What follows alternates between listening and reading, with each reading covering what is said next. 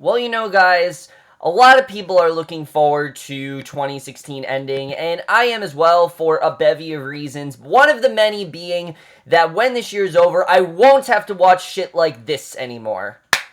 Hey guys, it's Kevin, and this is me, another epic rant. As you guys know, I'm trying to make the most accurate worst list as possible, so I'm trying to watch as many bad movies as I can. Luckily, this is the second to last bad movie that I will be talking about before I make my worst list. My worst list will most likely be up later today, but this is another movie that I was not at all looking forward to, that I thought was going to be absolute shit from the trailer, and I was absolutely right. That movie is none other than Max Steel. Let's talk about this movie because barely anyone really saw this movie, and that's kind of a good thing because this movie is pretty fucking terrible. It really is. But there's so many things that make this movie really, really bad. But let's just jump right into it, starting off with the plot of this movie. The plot in general really makes no sense whatsoever. We focus on this teenager, Max McGrath, and he has this ability to somehow emit liquid energy from his hands, and he has these tremendous powers, and he doesn't really know what it's all about, and isn't at all freaked out by it or anything. And then you get to the ending, then you get to the second half of the movie where there's this alien companion, Steel, who holds all the information, but oops, he lost his memory, and he's not able to get Max, back to where he's supposed to be or tell him anything about his past, and this movie's really, really dumb, if you guys can't tell from the plot. So, let's just jump into the cast with this movie, because the cast here is pretty bad, honestly. Everyone's giving a really bad performance for the most part. The main lead here, Ben Whishaw, I'm not gonna lie, I think he could be a good actor. Like, I definitely do see that he could be somewhat good. Not in this, though. This character is as bland as you can possibly get. He has really nothing riding on him. He is the really dumb teenager who is just not at all, like I said, he's not even fazed by the fact that there's these weird things going on with his fingers. He has no idea what's going on. He doesn't seem freaked out. He doesn't want to know anything about it. He's just weird. He really is, and this character, he doesn't fit in very well. He's there to be attractive, probably for the most part, for teenage audiences. And I didn't think he was particularly great. He was very bland. I didn't like his character, and I found him to just be quite a bore. So Ben Whishaw was really bad here. Josh Brenner, though, the voice of Steel, is by far the worst character in this movie. So annoying, just so many lines that they try to give me because he's supposed to be funny and hilarious, and it really falls flat. I mean, I wasn't laughing once with what Steel was saying. I thought that he was really annoying, I have to say, and the whole thing of him losing his memory is really just there because, oh, God forbid, he actually finds out stuff, then the movie's gonna be over. It just really does not work at all. It's very contrived, it's very half-assed, and the chemistry between these two is not there at all. They feel like they don't really want to be there. It's very flat, and you don't really believe for a second anything that's going on. So Josh Brenner was really bad here. Anna Villafani as Sophia. Talk about one of the worst written female characters in a long time. I mean, this is someone who, despite the fact that Max constantly chases her away, she still follows him everywhere because, oh, he's the hot guy, and I gotta keep following him, and I gotta do whatever I can to get with him, and it's just annoying. It really is. I didn't like her character at all. She's attractive, I'll definitely say that. I could see why Max would like her, because she definitely is hot, but there's not really much else to her besides that. She's just kind of there to form a romance with him, and again, it doesn't really work at all. Maria Bello was okay in this movie, I definitely will say that, as his mother, but she's barely in the movie, so even her, not really that big of a deal. And then Andy Garcia. The second that Andy Garcia shows up in this movie, you know he's going to be the villain, and he probably is the person giving it 100% in this movie, but at the same time, he's extremely over the top. His villain makes no sense whatsoever, and I really found him to be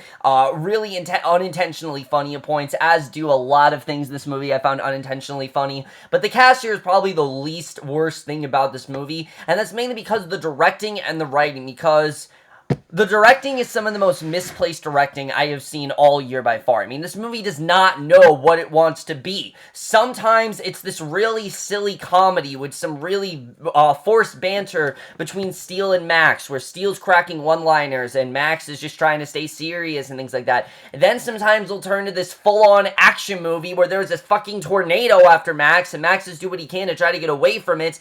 Then sometimes it'll turn into a romance movie between Max and Sophia, and then sometimes it'll try to be a superhero movie where we have a superhero montage and we have a government facility after them, and none of them mesh together at all. I mean, the best way to describe the directing in this movie is there is a scene where Max and his family are around the dinner table, just having a conversation, and we keep cutting back and forth to this government facility, breaking into this place, and basically trying to, tamper with all of these weapons and things like that. I'm not really sure what was going on most of the time, but it's there to be this really weird edit, and I couldn't really figure out what they were trying to do there. The directing really did not work at all. I thought the directing was very bad in this movie, and really does not fix it from being terrible, because it really is a bad movie. The writing by Christopher L. Yost, though, holy shit is this writing bad. This writing is really, really terrible. I mean, the second that Max realizes that his fingers emit liquid energy, he doesn't try to,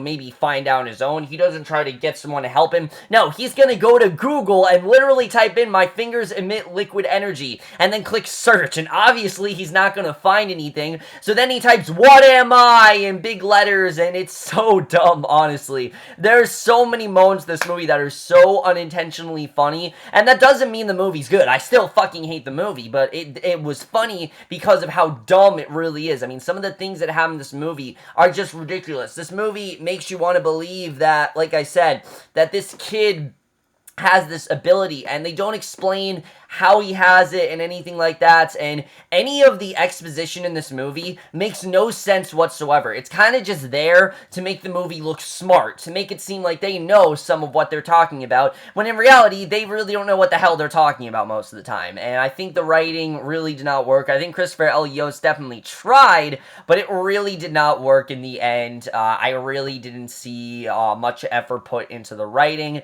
I thought that the writing was very half-assed, and like I said, most of this movie, I honestly had no clue what was going on throughout a lot of it, and that's mainly because of how the writing's executed. So the writing definitely is very, very bad here. The cinematography as well is pretty terrible. This is by far some of the worst misplaced cinematography I have seen in any movie all year. I mean, the best way to describe this cinematography is, when your computer is low on battery and you're trying to save battery life on your computer, so you lower the brightness on your computer? Yeah, that's the cinematography in this movie. The difference is that you're not trying to save battery life, you're trying to make a fucking movie here. To me, what it seems like is that the camera was low on battery, so they had to somehow lower it, and they forgot to course correct it so it actually looked lighter, and for some reason they didn't care about course correcting it. They somehow just left it dark, and every scene in this movie, when they're in some sort of building, it's so dim, and it's so dark, and it's just weird. It doesn't go with the movie. Making it dark and gritty doesn't literally mean you have to make the movie dark and gritty. That's not what it means. And I don't understand why constantly so many Hollywood studios are trying to make things dark and gritty. Dark and gritty means the tone is realistic and things like that. Captain America Civil War is a great example of a dark and gritty movie gone right, because that movie's not completely dark and gritty. It has really dark elements to it, but it also has some great comedy in there. This movie does not know how to balance those two things out, and the cinematography really does show that. The score in this movie, again, is laughable at times. I mean, sometimes the score will overpower the music. There's this one superhero montage scene where it's pretty hilarious. I mean, the best way to sum it up is the Footloose dancing angry montage with, this Footloose angry dance montage mixed with a superhero montage, and it's as hilarious as you can imagine. I thought the score was really bad here.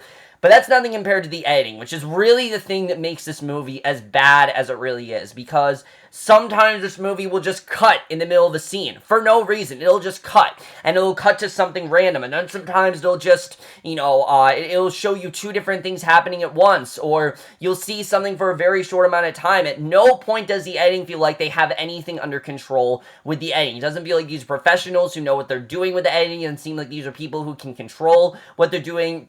The editing the entire time this movie feels like it's all over the place. It doesn't go with anything that's going on, and it really does feel out of place, I have to say. I really was not into the editing. I thought the editing was really poorly executed here, and like I said, throughout 90% of this movie, I couldn't tell you what was going on. I really couldn't, because the movie is just so fast-paced. I mean, there's a scene where Max goes to high school, and then the next scene, his mom is asking him, how was high school? I don't know. We saw Max drop something and then run into this girl. So we have no idea how his high school is. We honestly don't know. The movie does not take the time to try to flesh out these characters or try to tell a compelling story. Everything about the editing is a complete mess. There's no other way to describe it. It's a mess. I don't think there's any way to really fix it, and from the beginning, I mean, the second that this movie started, you can tell that the editing's very off, and it doesn't get better throughout the movie. And there are so many things that they try to do. They try to shove emotion in you throughout this movie. There's this whole subplot with Max's dad and what happened to him, and how Steele has all the answers, but Steele won't tell Max because, God forbid, he tried to get his memory back, and Max actually learned something in this movie. But then at the very end of the movie, they try to tell you what happened with his dad, and again, it makes no sense whatsoever. You really have no idea what they're talking about, and throughout a lot of the movie, I started to wonder, do the writers really know what they're talking about? Are they just saying these things to sound smart? Because when you're a teenager and you're with smarter people in like a high school and you're trying to sound smart, so you use big words to make yourself sound smart. That's what a lot of the characters in this movie do. They don't feel real. They feel like these are characters who are just trying to make themselves sound smart so we can take them seriously, and it really did not work at all. I feel like the movie would actually be better off if you just use regular dialogue and not use this huge, like, science terms, because I don't really think they know what they were talking about most of the time, and it really did deviate away from the story, I have to say. And the action in this movie is completely half-assed as well. The final climax is so unmemorable. I've seen it so many times, and it does not work at all with this movie. Max Steel is a horrible movie. It is an absolute mess. I don't want to talk about this movie really anymore. It didn't infuriate me like some of the other movies. I won't say it infuriated me, but it still is a terrible movie. I got a few laughs out of it, but not because the movie was good. I didn't laugh when I was supposed to laugh. I laughed at the unintentional stuff because of how poorly executed this movie is. It's a mess. It's poorly executed. It's one of the lamest excuses for a superhero movie I've seen in a very long time, and I am definitely going to give Max Steel, obviously, a 0.5 out of 5 or an F.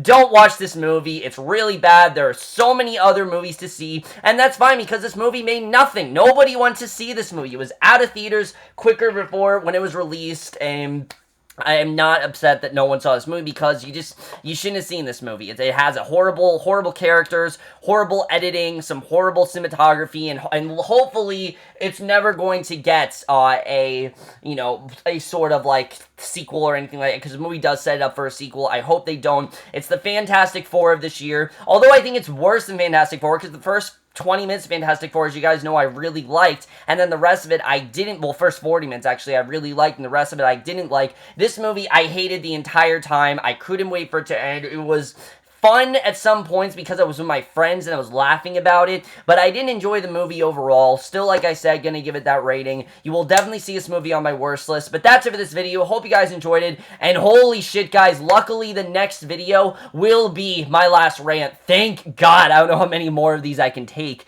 honestly, but I will see you guys in my next video, which will be for the final epic rant, and then I will be making my worst list of 2016. You will definitely be looking, I'm sure you guys will definitely not want to miss that video. And that's it for this video. Hope you guys enjoyed. We'll see you guys for that. Okay, bye.